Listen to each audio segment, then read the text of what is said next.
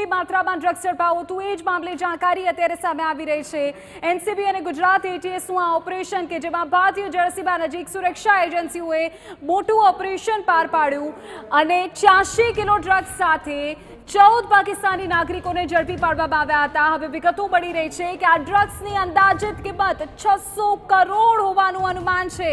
મોટા સમાચાર મળી રહ્યા છે। એનસીબી અને ગુજરાત એટીએસનું આ સંયુક્ત ઓપરેશનમાં જે 84 કિલો ડ્રગ્સ ઝડપાયું છે તેની કિંમત 600 કરોડ હોવાનો અંદાજ અત્યારે લગાવવામાં આવી રહ્યો છે। સુરક્ષા એજન્સીઓને મળેલા ઇનપુટના આધારે આ મોટી કાર્યવાહી કરવામાં આવી અને ભારતીય જળસીમા નજીકથી આ જે ડ્રગ્સ છે તેને અને તેની સાથે 14 જેટલા પાકિસ્તાની નાગરિકોને ઝડપી પાડવામાં આવ્યા હતા।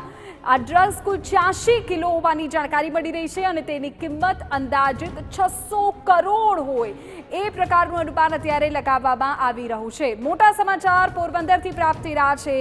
એનસીબી અને ગુજરાત એટીએસ દ્વારા કાર્યવાહી કરવામાં આવી। હિતેશ શકરાર અમારા સંવાદદાતા વધુ જાણકારી આપી રહ્યા છે। હિતેશ, 600 કરોડની કિંમતના ડ્રગ્સ ઝડપાયાની જાણકારી, પૂરી વિગત।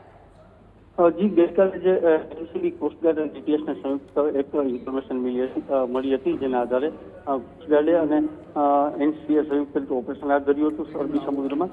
તેના આધારે 600 કિલો ડ્રગ્સ સાથે ફિશિંગ બોટ આવી રહી છે, જેમાં 14 પાકિસ્તાની લોકો હતા, તેને ઝડપી પાડવામાં આવ્યા છે। અને આ ડ્રગ્સનો જથ્થો છે ક્યાંથી લાવ્યા હતા, કોને આપવાનો હતો, એનો કઈ રીતે વપરાશ કરવાનો હતો, આ તમામ બાબતોને લઈને અત્યારે હાલ અરબી સમુદ્રમાં જ પૂછપરછ ચાલી રહી છે। લગભગ સાંજે 5:30 કે 6 વાગ્યાની આસપાસ આ તમામને પોર્ટ પર લાવવામાં આવશે। ત્યારબાદ ભારતીય સીમામાં કઈ રીતે ઘૂસી ગયા હતા તે બાબતની તપાસ કર્યા બાદ તેની સામે કાયદેસર કાર્યવાહી હાથ ધરવામાં આવશે।